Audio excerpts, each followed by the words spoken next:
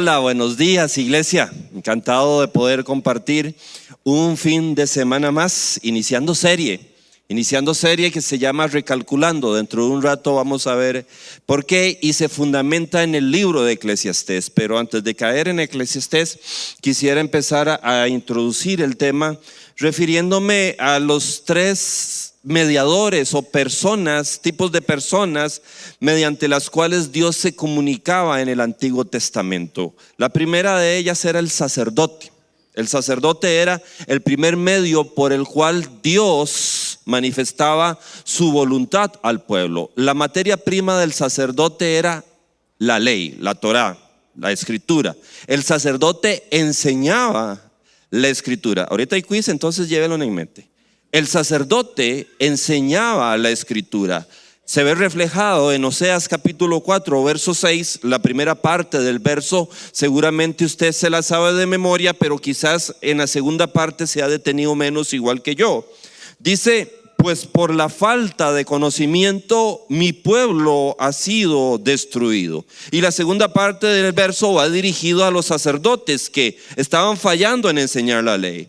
Puesto que rechazaste el conocimiento, yo también te rechazo como mis sacerdotes. En tiempos de Oseas, el sacerdote que tenía la responsabilidad de enseñar la ley estaba fallando en su tarea. Entonces, el primer mediador, personaje por medio del cual Dios se comunicaba con el pueblo era el sacerdote. Y su materia prima, o lo que hacía, era enseñar la ley. Había un segundo mediador. Este segundo mediador era el profeta. El profeta hablaba en nombre de Dios, pero su materia prima para comunicar la revelación, la voluntad de Dios, era la revelación. Ya el profeta no enseñaba la ley, sino que por medio de diferentes mecanismos Dios revelaba al profeta el mensaje que tenía para el pueblo, y él era el encargado de transmitir este mensaje al pueblo. Cientos de versículos al respecto de manera ilustrativa. Isaías capítulo 1, verso 1 dice: visión que recibió Isaías, hijo de Amós, acerca de Judá y Jerusalén durante los reinados de Uzías, Jotam, Acaz y Ezequías, reyes de Judá. Entonces tenemos: el sacerdote enseña la ley, el profeta recibe la revelación de Dios y la comunica al pueblo. ¿Vamos bien? El tercero era el sabio, y ese es el que nos corresponde desmenuzar en esta mañana y en esta serie con la que cerramos el año. El sabio no trabajaba principalmente y primariamente con la ley ni con la revelación, sino que la materia prima del sabio era la experiencia. Lo que él había logrado aprender de la vida lo transmitía a través de su sabiduría para sí mismo y para los demás, y esa era otra de las formas en las que Dios comunicaba su voluntad. Esta experiencia se ve reflejada en Proverbios capítulo 4, verso 8, donde dice: la sabiduría del prudente, entiéndase del sabio, es discernir sus caminos, entender lo que pasa, ver las circunstancias en las que caminaba, ver lo que sucedía en sí mismo, en su familia, en su trabajo, en la escuela, en la universidad, en la sociedad, y prestar atención a eso para poder obtener de ahí sabiduría, para poder entender qué quería Dios que se hiciera en un momento determinado. Viene el quiz, pero es muy sencillo. El sacerdote enseñaba la ley. El profeta transmitía la revelación de Dios, y el sabio capitalizaba la experiencia para coger de ahí lo que Dios quería que él hiciera a futuro a partir de su experiencia. Ahora, ninguno de los tres medios es infalible, nunca fue infalible. Los sacerdotes fallaron al enseñar la ley. Existían profetas verdaderos, pero también existían profetas falsos, y el sabio capitalizaba su vivencia, pero no era automáticamente garantía sus conclusiones de que fueran las correctas. ¿Y por qué no era infalible? Por el factor humano. La ley del Señor, dice el Salmo, es perfecta, que convierte el alma. Pero el sacerdote era imperfecto y fallaba en eso. La revelación de Dios era perfecta, pero habían falsos profetas que decían hablar en nombre de Dios y no hablaban en nombre de Dios. Y el sabio pues echaba mano de lo que había vivido, pero tampoco esa forma era infalible. Ahora, centrándonos en el sabio, a pesar de que la sabiduría no es infalible, sí es mejor observar la vida, aprender de la vida y tratar de redirigir nuestra vida a partir de lo aprendido, que andar como un abejón pegando por todo lado y dando vueltas sin sentarnos a observar lo que sucede. ¿Me estoy explicando? Ahora, ¿cuál era la dinámica por el cual el sabio adquiría su sabiduría? Consta de 3 pasos y quisiera reflejarla en el libro de Eclesiastés, pero primero se las digo. El sabio observa, el sabio reflexiona, y a partir de la observación y la reflexión, el sabio aprende. Observa, reflexiona y aprende. Están reflejadas en Eclesiastés capítulo 1 versos 14 al 17. En el verso 14 está la primera. Dice el predicador, el maestro que escribe en el libro de Eclesiastés, dice: y he observado, ¿qué? Todo. Primero observa cuanto se hace en esta vida, y todo ello es absurdo, es correr tras el viento. Ni se puede enderezar lo torcido, ni se puede contar lo que falta. Entonces, una vez que he observado, dice, me puse a reflexionar. Observa y reflexiona. Aquí me tienen engrandecido y con más sabiduría que todos mis antecesores en Jerusalén, y habiendo experimentado abundante sabiduría y conocimiento. Y viene el tercer paso. Después de observar y después de reflexionar, dice verso 17, me he dedicado de lleno a la comprensión de la sabiduría, o sea, a aprender, y hasta conozco la necedad y la insensatez. El sabio entonces observa, reflexiona y aprende a partir de lo observado y lo reflexionado. Cuando hablamos de observar, familia, es diferente a ver. Reflexionar es algo más profundo, es informarse, es considerar, es contemplar, es descubrir, es discernir, es examinar, explorar, percibir, experimentar. Se refiere a una agudeza mayor a la que se ejerce cuando uno ve, y seguramente quedaría bien ilustrado a partir del siguiente ejercicio. ¿Me lo pueden poner en pantalla? Encuentre las 3 diferencias.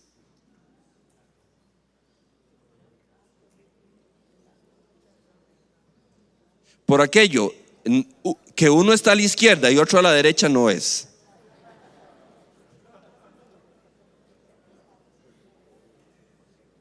Hay unos copiando, le están preguntando al que está a la par. ¿Cómo les fue? ¿Ya le llegaron? ¿Encontraron qué? ¿Las 3? Listo, maravilloso. Ahora, usted no pudo haber encontrado las 3 diferencias si solo veía. Tenía que haber observado. Ver aquí, ver de este otro lado, volver a ver aquí, volver a ver de este lado, volver a aquí, volver a ver de este otro lado, y finalmente preguntarle al que está a la par porque no encontró ninguna, o llegar a ver la grabación y fijar la pantalla y quedarse toda la tarde del domingo buscándolas. Eso es observar. Eso es observar, discernir, comparar, ver, examinar, preguntar, ver de un lado, ver del otro. Ahora, la observación es hacia afuera, pero la reflexión es hacia adentro.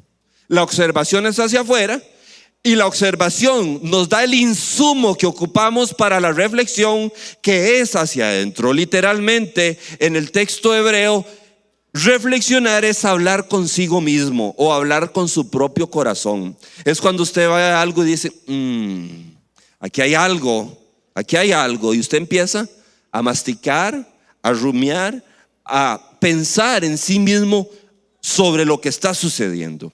Y a partir de este ejercicio, primero externo, observar, luego interno, reflexionar, surge la capacidad capitalización de estas dos acciones que se traducen en aprendizaje, y luego el aprendizaje es cuando podemos empezar a tener cambios de conducta significativos a partir de la sabiduría que surge de esto. ¿Me van siguiendo? ¿Sí? Ahora, vuelvo a subrayar, no es infalible. No es infalible, pero es mejor observar la vida, reflexionar y tomar mejores decisiones que andar por la vida haciendo loco sin detenerse a observar, ni a reflexionar, ni a aprender. La base de nuestra serie es el libro de Eclesiastés. ¿Por qué recalcular? Porque esta lógica de recalcular, de observar, de reflexionar y aprender es equivalente a lo que sucede en un navegador cuando usted va de viaje. Tal vez usted lo ha utilizado, usted pone la dirección y entonces con esa dirección sale, y de repente cuando va por medio camino se fija en la pantalla y la pantalla dice recalculando. ¿Cuántos lo han visto? Dice recalculando. ¿Qué está haciendo el navegador? Las circunstancias iniciales han cambiado. Las circunstancias con las que salimos ahora son diferentes, y el navegador se está dando cuenta que se requiere un cambio de rumbo. Y dice, inicialmente era por la derecha, pero ahora es por la izquierda. Inicialmente era por la izquierda, pero ahora es por la derecha. A eso se refiere la serie. La aspiración con esta serie con la que terminamos el año es que el navegador interno de nosotros, que es el Espíritu Santo, esté con 5G completo, con señal completa, diciéndonos cada día, cada circunstancia, tienes que recalcular. El camino que has cogido no es lo suficientemente bueno. Hay otra alternativa mejor al camino que has tomado y debes de redirigir tu vida en cierta dirección. Ahora, la sabiduría de Eclesiastés está escrita en un tipo de literatura bastante interesante. Eclesiastés no tiene ideas muy estructuradas ni muy conectadas. A veces más bien son ideas dispersas e inconexas. Cuando hablamos de género literario, lo más parecido en nuestro tiempo al género literario de Eclesiastés es una libreta de apuntes. ¿Alguno ha tenido una libreta de apuntes? Sí. En una libreta de apuntes usted casi nunca encuentra continuidad, sino que usted tiene una serie de apuntes sobre diferentes cosas. Eclesiastés es como una libreta de apuntes. Entonces, de ahora en adelante, cuando me refiero a la libreta de apuntes, piense en el libro de Eclesiastés. Las libretas de apuntes no nos dan perspectivas completas de algo, pero contienen ideas valiosas, ¿verdad? Cuando usted tiene una libreta de apuntes y por ejemplo apuntó algo de una reunión, no están todos los detalles de la reunión, pero hay consejos o ideas valiosas ahí. Así se debe acercar uno al libro de Eclesiastés. Un par de advertencias más. Es sabiduría proverbial la que está en el libro de Eclesiastés, y la sabiduría proverbial hasta nuestros días utiliza el instrumento de la hipérbole o la exageración para manifestarse. Hasta el día de hoy nosotros tenemos dichos del tipo: árbol que nace torcido jamás su tronco endereza. Es una exageración, porque no es cierto que todas las personas que nacen torcidas terminan torcidas. Si no, ni usted ni yo estuviéramos aquí seguramente. Es la forma proverbial de sabiduría popular de decir que cuando alguien desarrolla vicios que no corresponden, cuesta mucho volver a retomar el camino y volver a caminar por el camino directo. Entonces, la sabiduría hasta el día de hoy, y por lo tanto es el caso del libro de Eclesiastés, no muestra verdades absolutas, sino principios generales a través de hipérboles que nosotros debemos saber entender para entender que esos principios se cumplen sí o no dentro del marco de la soberanía de Dios.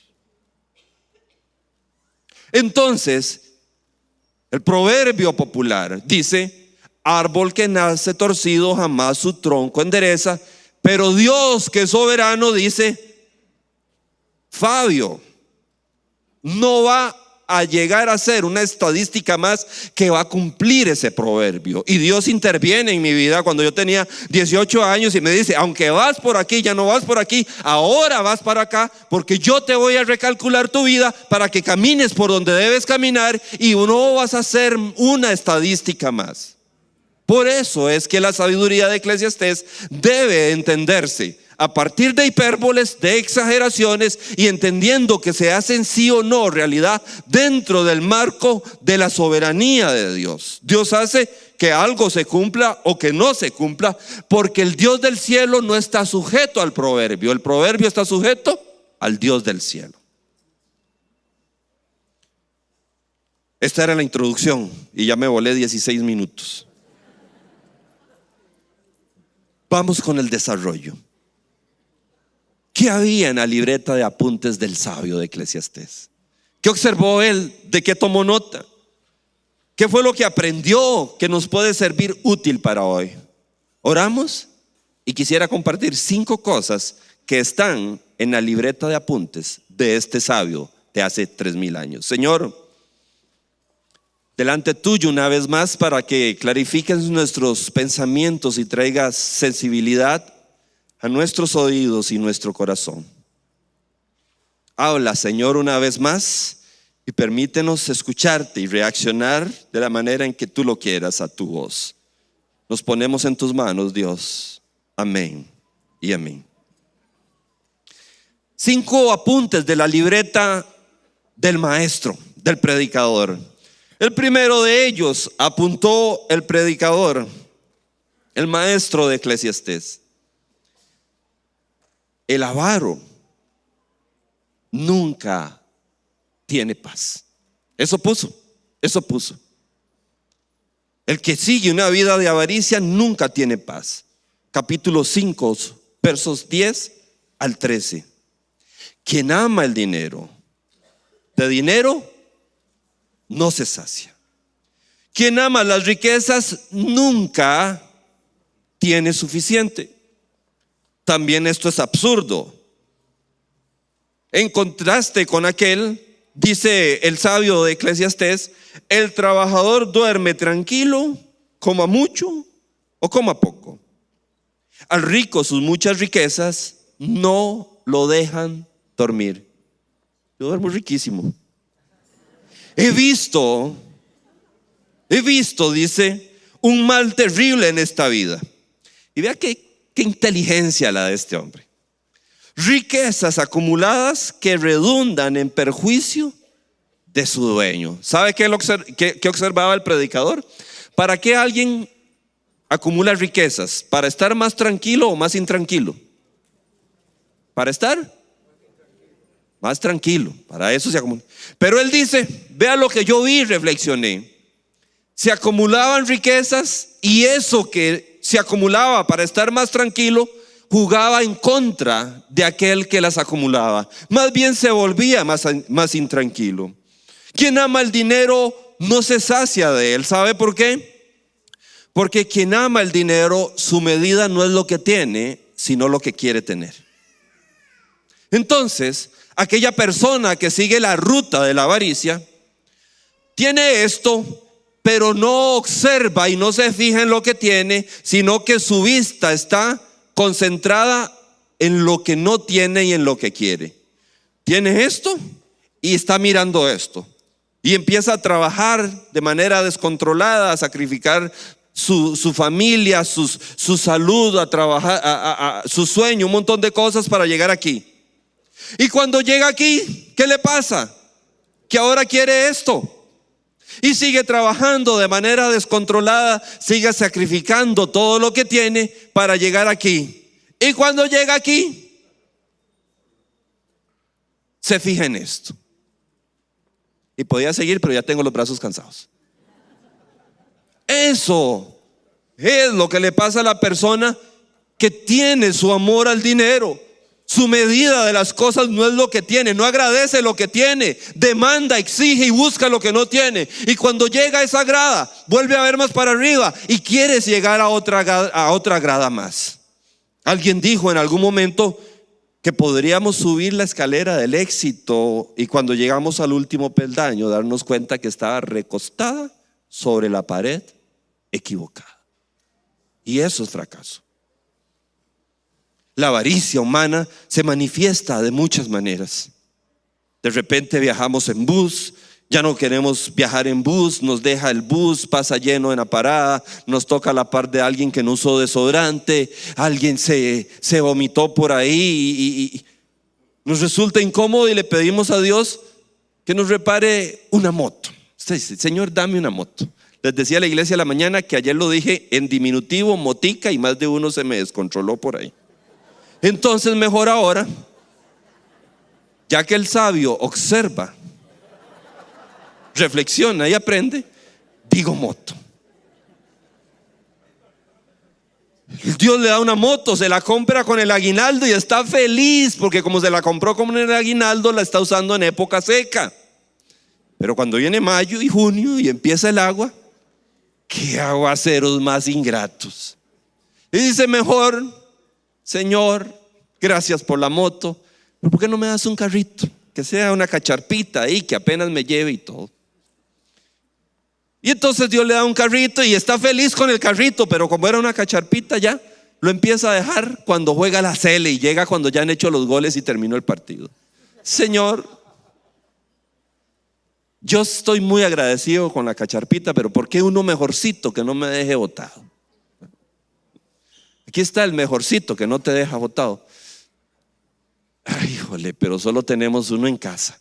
Entonces con eso tengo que ir yo y venir, pero también ir a recoger a mi esposa e irla a dejar. Y qué pereza estar en la casa y que me diga: ya salí, o tiene que irme a recoger o a llevar. Entonces mejor dos, Señor. Y siga, siga. No se va a saciar. Alquilamos casa y le pedimos aunque sea un ranchito. Y cuando tenemos un ranchito, como tiene muchas goteras, pedimos una casa mejor. Y cuando tenemos una casa mejor, queremos una casa en la playa. Y cuando tenemos una casa en la playa, ya queremos una en Miami. Y cuando la de Miami no da, Señor, humildemente una en la Polinesia Francesa. Porque la avaricia del ser humano no se sacia. La lógica del predicador de Eclesiastés es que le parece absurdo que hayan personas que se desgasten buscando aquello que al final nunca terminan disfrutando. Conozco a esta persona adicta a los juegos, una adicción curiosa, y me decía: Fabio, cuando recibo mi salario cada quincena, ya empiezo con esa tentación de ir a jugar y entro a un círculo vicioso. Yo voy y apuesto, y si gano, adivine qué, tengo ganas de jugar más para ganar más. Y si pierdo, me dan ganas de jugar más a ver si recupero lo que perdí. Y no tiene forma de salir de ahí. Alguien puso: sacrifiqué mi salud para obtener dinero. Luego tuve que utilizar el dinero que obtuve para tratar de recuperar la salud, pero no pude recuperarla. Entonces al final perdí la salud y el dinero. Un sociólogo social llamado Daniel Hilbert hizo un estudio y él plantea que el dinero trae máxima felicidad cuando pasa a alguien de pobreza extrema a clase media. O sea, si alguien no tiene con qué enviar a sus hijos a la escuela o hacer las 3 comidas diarias, el dinero le resulta de gran felicidad. Cuando llega a clase media ya tiene lo suficiente, que es lo que Dios prometió para nosotros, y empieza a traspasar esa línea, le pasa lo que le pasaba a aquellos que el predicador había visto. Aquello que estaba acumulando, en lugar de producirle mayor satisfacción, le producía mayores problemas y mayores tristezas. Jesús se refirió a eso, capítulo 12, verso 15. Tengan cuidado, les dijo Jesús, absténganse de toda avaricia, porque la vida de una persona no depende de la abundancia de sus bienes. En el mismo capítulo 5 del libro de Eclesiastés, el autor del libro, el maestro, el predicador, contrasta a aquel que siguió el camino de la avaricia con alguien que tenía igualmente recursos, pero no por el camino de la avaricia, sino por el camino de tratar de obtener la bendición que Dios tenía para él. Y en el 5:19 lo plantea así: además, dice, a quien Dios le concede abundancia y riquezas. Pausa. ¿Es alguien que la buscó por avaricia o alguien que recibió un don del cielo? A aquel que Dios le concede abundancia y riquezas, Dios también le concede comer de ellas, tomar de su parte y disfrutar de sus afanes, porque esto último es también don de Dios. Los recursos que vienen del cielo vienen con un don adicional a esos recursos. Viene con el don de poder disfrutar de ellos sin que nuestro corazón se apegue a ellos, porque el dinero tiene el potencial de desanclarnos de Dios y anclarnos a Él. Es bueno tener el dinero suficiente para comprar lo que necesitamos, siempre y cuando no perdamos aquello que el dinero no puede comprar. Buena nota esa, ¿verdad? En la libreta de apuntes del predicador. La segunda, me revisé toda esa libreta. El segundo apunte del predicador: menospreciar a otros nos priva de lo que ellos pueden aportar. Capítulo 9, versos 13 hasta el 18. También vi en este mundo un notable caso de sabiduría. Una ciudad pequeña con pocos habitantes, contra la cual se dirigió un rey poderoso que la sitió y construyó a su alrededor una impresionante maquinaria de asalto. En esa ciudad había un hombre pobre pero sabio, que con su sabiduría podría haber salvado a la ciudad, pero nadie se acordó de aquel hombre pobre. Yo digo, concluye el predicador, más vale maña que fuerza, aun cuando se menosprecie la sabiduría del pobre y no se preste atención a sus palabras. Más se atiende a las palabras tranquilas de los sabios que a los gritos de un jefe de los necios. Termino en el verso 18. Vale más la sabiduría que las armas de guerra. Un solo error acaba con muchos bienes. El maestro de Eclesiastés compara la sabiduría de alguien sencillo con la insensatez y la necedad de alguien más poderoso. Cuando leía eso, me preguntaba si menospreciamos a alguien en razón de sus ingresos económicos, en razón de su escolaridad, en razón de cualquier otro factor. ¿Menospreciamos a alguien? Venía a la mente, pena ajena, aquellos videos que circulaban de personas, funcionarios con autoridad dentro del poder público del gobierno, que de repente los paraba un tráfico por andar alcoholizados o alguna otra cosa. Y la escena seguramente usted la ha visto en algún momento. Empiezan a amenazar al oficial de tránsito: usted no sabe quién soy yo. Yo me voy a comunicar con sus jefes y usted no va a tener un final bueno, agradable. Desde una posición de poder, menospreciando a otros. Uno de los casos extremos me lo contó una señora. Me dice: pastor, yo soy empleada doméstica y vieras que en la casa donde trabajo me obligan a usar un uniforme que a mí no me gusta. No me gusta ese uniforme. Y entonces, un poco inocente, yo le digo: bueno, seguramente la señora de la casa quiere cuidar su ropa, la ropa que usted usa, porque interactuando con cloro, lavando o limpiando algo, y si se mancha es el uniforme que le dan y no su ropa. Y me dice: vieras que no, pastor, vieras que yo le dije a ella que a mí no me gustaba usar ese uniforme. Y ella me dijo, y aquí es donde yo me quedé pensativo. Ella me dijo: tienes que usar el uniforme. Y te voy a decir por qué. Porque si una visita llega a la casa, esa visita tiene que saber muy claro quién es la señora de la casa y quién es la empleada. Así le dijo.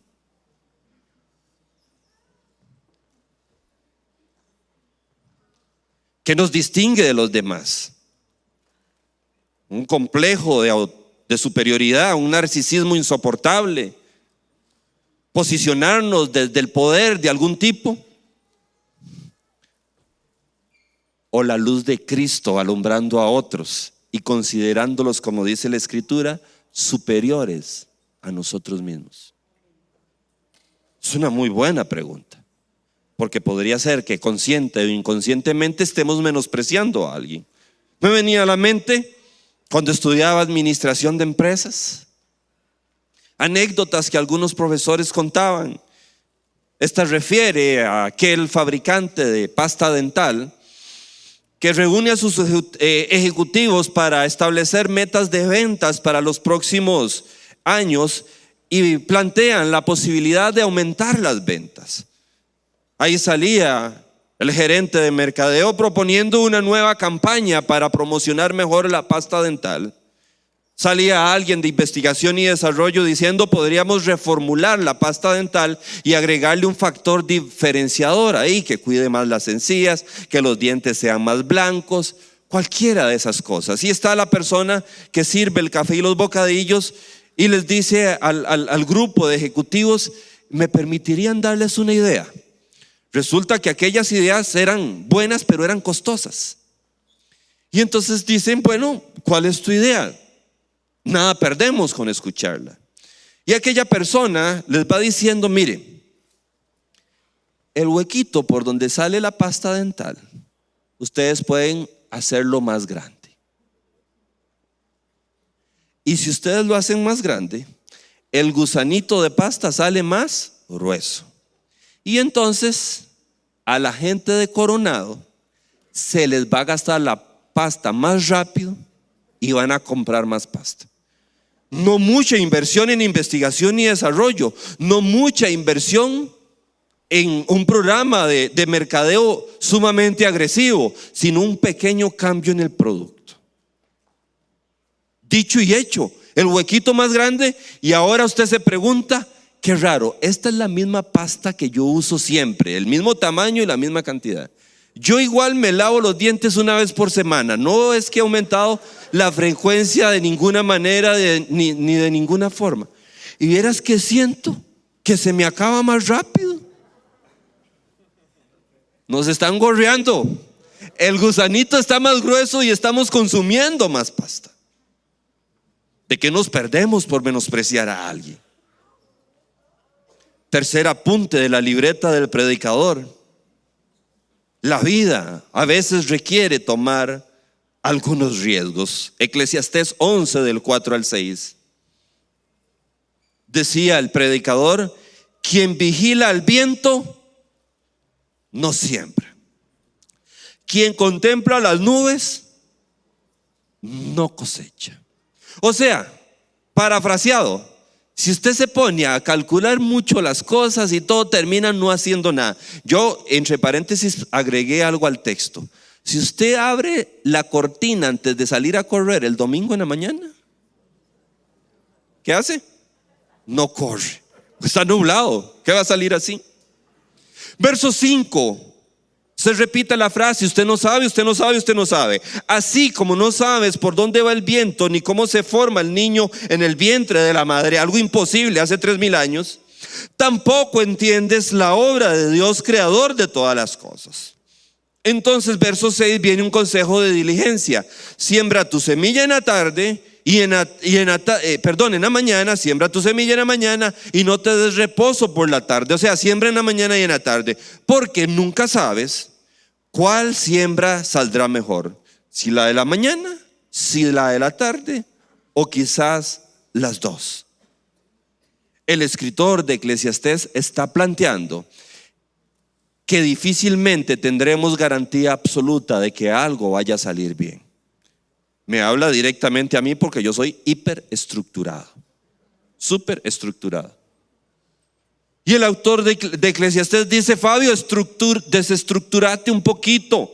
Si pasas viendo el viento, si pasas viendo las nubes, nunca vas a hacer nada. Y la invitación es, sí, a tomar riesgos calculados, pero riesgos al fin. Nunca tendremos toda la información necesaria que garantice que vamos a tener éxito en algo.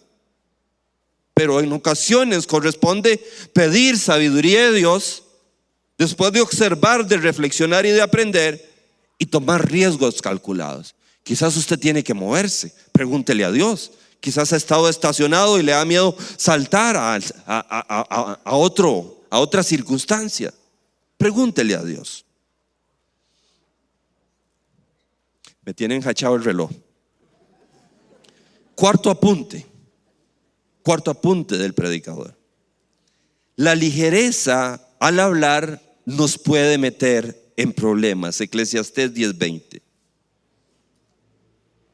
No maldigas al rey, tenga en mente al rey, ni con el pensamiento, ni en privado maldigas al rico, el rey y el rico, ténganlos en mente. Y lo que sigue seguramente es el inicio de una frase que nosotros utilizamos. ¿Ha escuchado alguna vez? Me lo dijo un pajarito. Sí. Hace 3000 años en el libro de Eclesiastés. No maldigas al rey ni con el pensamiento, ni en privado maldigas al rey, pues las aves del cielo corren la voz. El pajarito lo va a decir. Tienen alas y pueden divulgarlo. ¿Sabe qué era lo que había observado el predicador? ¿Recuerdan del rey y del rico? Él lo que había observado es que las personas que tienen roles de autoridad o que tienen roles o que tienen dinero son las que son más susceptibles a que se les digan las cosas, porque hay personas que siempre van a querer congraciarse con ellos. ¿Con quién quiere congraciarse la gente? Con el que puede retribuirle, y este puede retribuirle de alguna manera porque tiene plata, o este puede retribuirle de alguna manera porque tiene poder. Me imagino muchas organizaciones en las que alguno por ahí podrá haber trabajado y podrá haber concluido: este es la mano derecha del jefe porque es un gran correcto. Este es el que es más cercano al jefe porque es un chupa. Exacto. Eso mismo. Y eso era lo que desde hace 3000 años atrás el predicador había observado. El rey o las personas que tienen en autoridad son dulcitos para que haya gente que quiera congraciarse con ellos. Entonces, si usted, en términos cristianos ya en el Nuevo Testamento, nunca hable mal de nadie. Pero si usted habla mal de un pobre que nada tiene que ofrecer, le llega más tarde la información que si habla mal de alguien que está en un puesto de autoridad o de alguien que tiene dinero. Miren, siempre hay mejores formas de decir las cosas en momentos correctos, en formas correctas y a personas correctas. El quinto apunte de la libreta del predicador es este: al que sacrifica a su familia es un insensato. El que sacrifica su familia es un insensato. Eclesiastés 4:7 hasta el 12. Ojo que siempre lo observa, el predicador siempre observa. Me fijé entonces en otro absurdo en esta vida. Vi a un hombre solitario que no tenía ni hijos ni hermanos. Por extensión, no tenía familia, sin hijos ni hermanos, y que nunca dejaba de afanarse. Seguramente la razón por la cual no tenía ni hijos ni hermanos. Jamás le parecían demasiado sus riquezas. O sea, por seguir una ruta equivocada de éxito, había dejado de cultivar relaciones significativas. En algún momento se preguntó este hombre: ¿para quién trabajo tanto y me abstengo de todas las cosas? O sea, ¿para qué quiero tantas cosas si en la búsqueda de esas cosas he dejado de lado a la gente más significativa y después no tengo con quién compartirlas? También esto es absurdo y una penosa tarea. Verso 9 dice el predicador: más valen 2 que 1, porque obtienen más fruto de su esfuerzo. Antes de entrar al verso 10, desde el verso 10 hasta la parte primera del verso 12, el maestro está usando la imaginería de un viaje. Imagínese un viaje de hace 3000 años. La persona tenía que hacer un viaje largo y habían 3 riesgos o 3 peligros enormes en ese viaje que hacía esa persona. La persona podía caerse, irse en un hueco, desbarrancarse caminando en algún lado. Ese era el primer riesgo. Y si iba solo, ¿qué pasaba si se caía? Chupulún, listo para la foto. El segundo riesgo era que los viajes podían ser tan largos que a veces había que dormir, hacer una parada para dormir, y el frío era intenso. Podría llegar a morir o a sufrir de frío por ir solo. Y el tercer gran riesgo de aquel viaje era que esta persona que viajaba podría toparse con algunos ladrones o con alguna fiera, algún animal de esos peligrosos, y podría ser atacado. Y si andaba solo, le era más difícil defenderse de los ladrones o de las fieras. Ahora sí, leamos el versículo 10 con la imaginería de un viaje. Empiezo del 9 nuevamente. Más valen 2 que 1 porque obtienen más fruto de su esfuerzo. Ojo con el viaje. Si caen, el uno levanta al otro, por supuesto. Ay del que cae y no tiene quien lo levante. Ay del que viaja solo. Verso 11. Si 2 se acuestan juntos entrarán en calor, pero uno solo, ¿cómo va a calentarse? Si viaja solo y le toca dormir y pasar toda la noche durmiendo y no hay alguien que le haga piojito y que lo arrope, se va a morir de frío. Y en el verso 12, en la primera parte, uno solo, hablando de enfrentar los peligros de los ladrones, uno solo puede ser vencido, pero 2 pueden resistir. ¿Siguieron la imaginería que utiliza aquí? ¿Sí? Imposible imposible dejar de hacer una analogía con el viaje de la vida que nosotros tenemos que hacer. Si viajamos solos en esta vida y nos caemos, ¿quién nos levanta? Nos da frío, ¿quién nos calienta? Si tenemos que enfrentar problemas, ¿de quién echamos manos para que nos anime y nos ayude a resistir? Lo que le pasaba al solitario por coger un camino de éxito errado y dejar de invertir en las relaciones más significativas. El verso 12, la parte B, sigue otra imagen. Y la imagen que sigue es la del mecate que sostenía, eran barcas, digámosle yates para que suene elegante, los yates a la costa. Esas embarcaciones, se decía en la antigüedad, los ingenieros de aquel tiempo, que para que estuvieran firmes en la costa tenían que estar amarradas por un mecate que tuviera al menos 3 hilos, 3 piezas.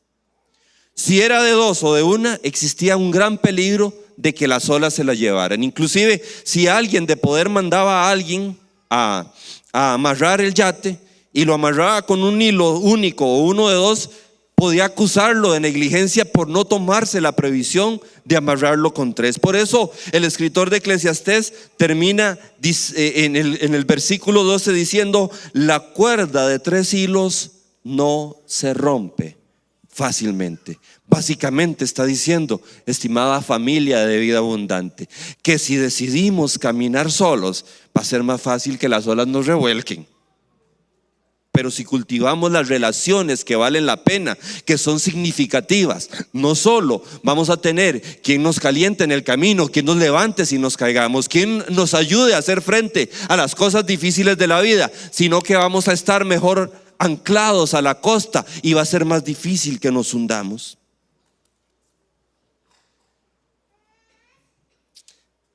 Las relaciones significativas requieren inversión, pero el rendimiento es sumamente alto. La pregunta que se impone es: ¿qué relaciones tenemos descuidadas? ¿Estamos sembrando en nuestra vida para terminar solos o para terminar acompañados? Recuerdo aquel anciano que me dijo: estoy muy solo, mis hijos casi no me visitan, pero yo creo que yo fui el que sembré eso. porque yo nunca me ocupé de ellos como debía hacerlo cuando eran niños. Preguntas que invitan a reflexionar. Cultive relaciones. Solidarícese con aquel que está sufriendo y celebre con el que está celebrando. Envíe un mensaje a aquella persona sin que haya un motivo especial. Si está orando y alguien viene a la mente, póngale un mensaje. No es día de la madre, no es día del padre, no es día de los enamorados, no es diciembre, no es 31 de diciembre, no es cumpleaños, no es nada. Simplemente fulanita, hoy estaba orando y pensé en vos. Creo que el Señor te trajo a mi mente y quiero que sepas que estoy orando por ti. ¿Cómo estás? ¿Cómo está tu familia? ¿Cómo está tu hijo? Ojo, que no salga de Facebook.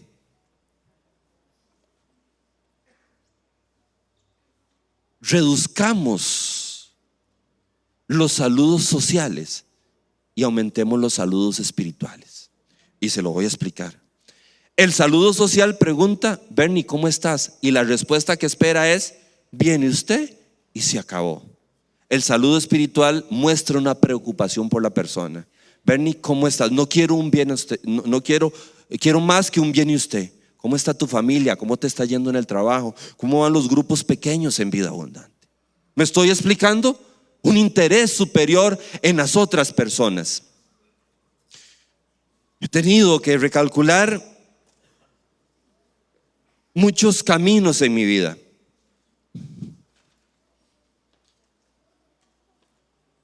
Pero uno de ellos es significativo en gran manera porque sus réditos fueron grandes.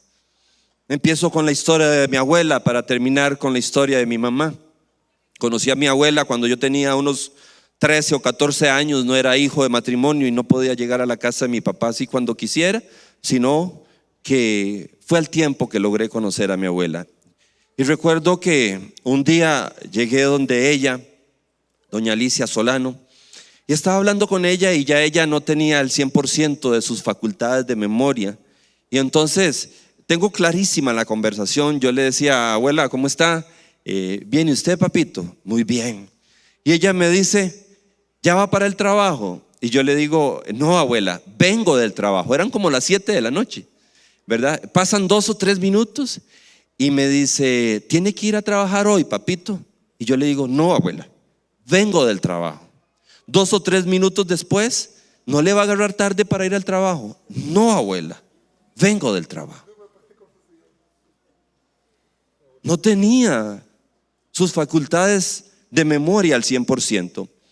En ese tiempo me topé también con este libro: Ama a tus padres cuando ellos ya no pueden amarte. ¿Cómo entender el cuidado de un padre anciano? Quizás si le pregunta a Gina podrá traerlo posteriormente. Y entonces, de la mano de este libro y teniendo aquella anécdota de mi abuela en mente, seguí el consejo que el autor da y me propuse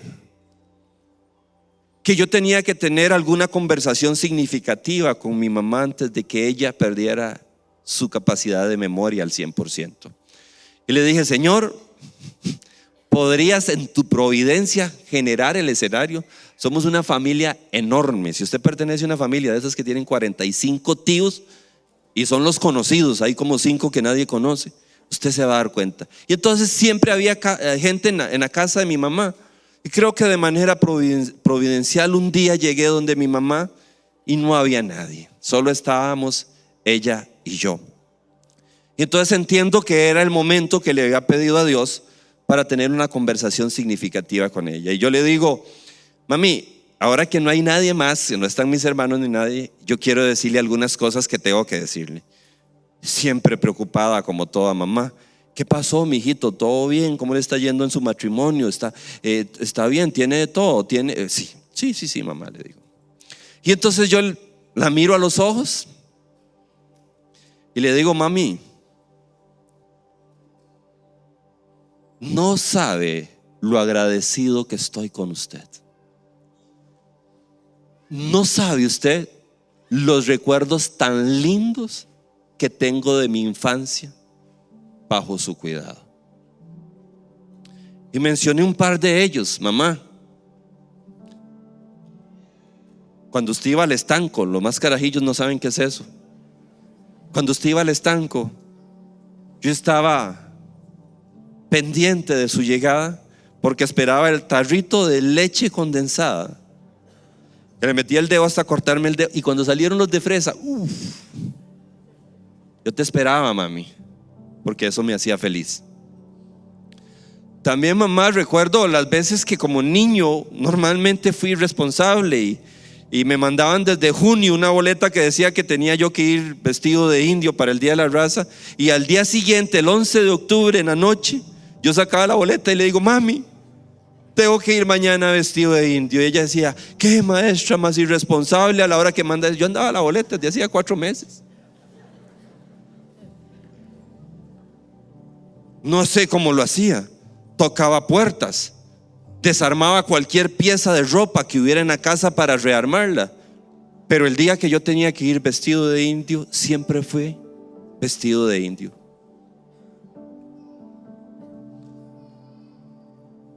Lágrimas de un lado, lágrimas de un otro, del otro lado, parte de mi mamá, de parte mía. Años después, cayó durante la pandemia enferma en una cama de hospital. Estaba inconsciente, no podía escucharme, pero yo llegaba y entre la tristeza de ver a mamá así, había una satisfacción en mi corazón. Cuando ella tuvo el 100% de sus facultades de memoria y de percepción, yo le dije lo que tenía que decirle.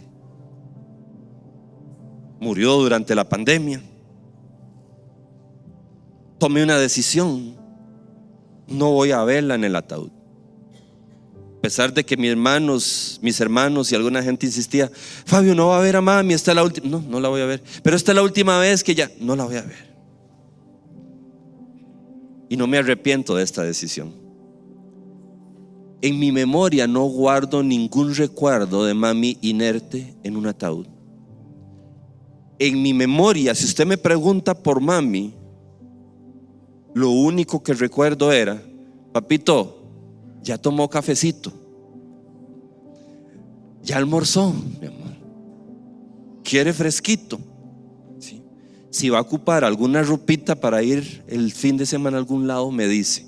Sí, es de las chineadoras, lo acepto. Después tuve que aprender muchas de esas cosas.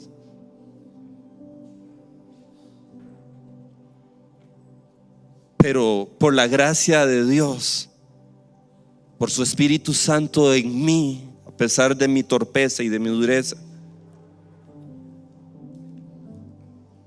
pude en algún momento de mi vida, hace unos 10 años, ver claramente un rótulo que decía: recalculando, recalculando, recalcule, recalcule. Por falta de tiempo no puedo contar todo. Tomé algunas otras decisiones. Decidí, ya que era el único que en ese momento tenía carro en la familia, decidí que una vez al mes yo iba a llevar a mi mamá donde ella quisiera, no donde yo quería llevarla.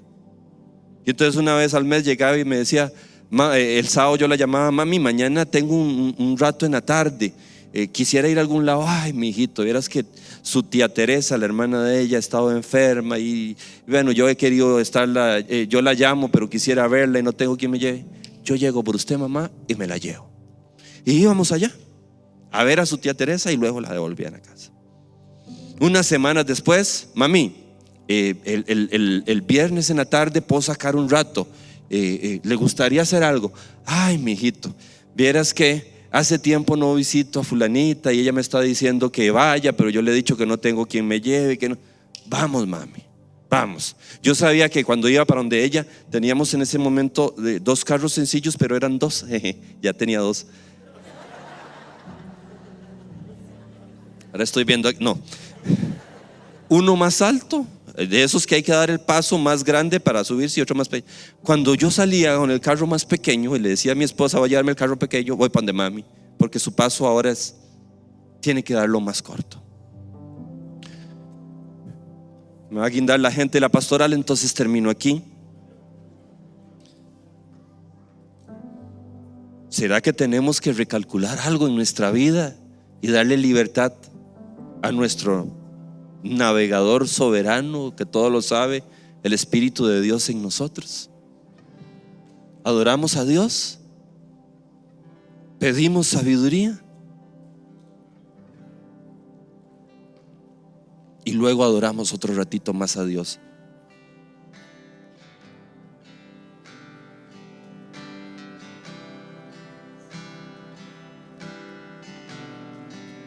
Digno de recibir toda adoración,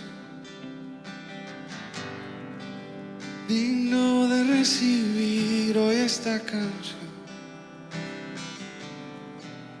digno de entregarte mi corazón por ti.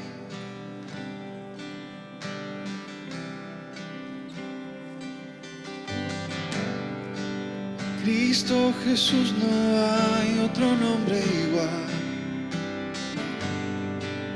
Cristo, no hay nadie más que pueda salvar. Digno de entregarte mi corazón, vivo por ti, vivo por ti. Santo como tú no hay nadie, Dios incomparable. Abre tú mis ojos, Cristo, quiero conocerte más y ser lleno de ti hoy y llevar tu amor al mundo. Santo como tú no hay nadie, Dios incomparable. Abre tú mis ojos, Cristo, quiero conocerte más y ser lleno de ti hoy y llevar tu amor al mundo. Quizás producción lo tenga a mano. Mire lo que dice Santiago capítulo 1, verso 5. Es una promesa para nosotros que hoy entendemos la necesidad de recalcular. Dice: si a alguno de ustedes le falta sabiduría, ¿sabe qué dice? Pídasela a Dios.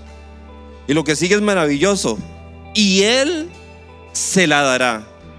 Pero no solo eso, dice: pues Dios da a todos generosamente, sin menospreciar a nadie.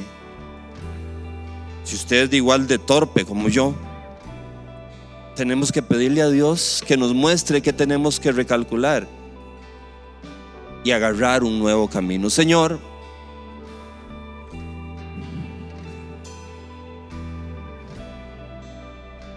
quizás sea sacudirnos de la inacción que nos mantiene viendo nubes y el viento, y entonces no hacemos lo que tú quieres que hagamos, Señor. Quizás sea la torpeza al hablar que nos mete en problemas, Señor, o quizás sea que menospreciamos a alguien, o que ha crecido en nosotros un amor al dinero, a las posiciones que son poco saludables, Señor. Quizás sea retomar o iniciar a cultivar las relaciones que hemos descuidado, Señor. Quizás hasta el día de hoy, por el camino que vamos a terminar solos, porque hemos definido éxito a la manera del mundo y no a tu manera, Señor. Espíritu Santo, ¿podrías ayudarnos a recalcular nuestro camino, a cambiar de dirección, Señor? ¿Podrías marcar un antes y un después en nuestras vidas, y que hoy, 26 de octubre de 2025, sea un cambio de rumbo para nosotros, Señor? Queremos tu sabiduría, sabiduría del cielo, sabiduría divina. Quizás usted no lo notó, pero la lógica del sabio: reflexione, observa, reflexione, aprende, observa, reflexione, aprende. Sus primeras letras forman un acróstico que es ora. Así es, observe, reflexione y aprenda. Es hora de orar. Porque lo peor que podríamos concluir en esta mañana es que se trata de ser muy gato, de agudeza mental o cognitiva, separado del discernimiento del Espíritu Santo y de la dirección del Espíritu Santo. Ahí lo tiene en pantalla. Observar, reflexionar y aprender es algo que se hace de rodillas delante de Dios y diciéndole: Señor, yo no lo logro solo. Yo no lo logro solo. Necesito de tu dirección y necesito de tu ayuda. No es un ejercicio cognitivo solamente, es un ejercicio espiritual. Es pedirle al cielo que recalcule nuestro rumbo cuando estemos a tiempo, para no tener que echar marcha atrás demasiado tarde. Señor, en tus manos estamos, Dios. Tú nos conoces a cada uno de manera particular, Padre. Y quisiera pedirte, Dios, por tu gracia y por tu bondad, no nos dejes seguir por el camino equivocado. No nos dejes continuar por donde no debemos, Señor. Recalcula y calibra nuestra vida, Señor, para redirigirla, Señor, y terminar, Señor, nuestra vida exitosamente, pero a la manera tuya, no a nuestra manera, Señor. Queremos tener el éxito que tú tienes para nosotros, Padre.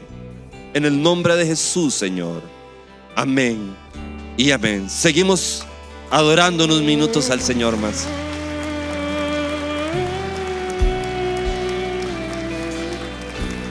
Construir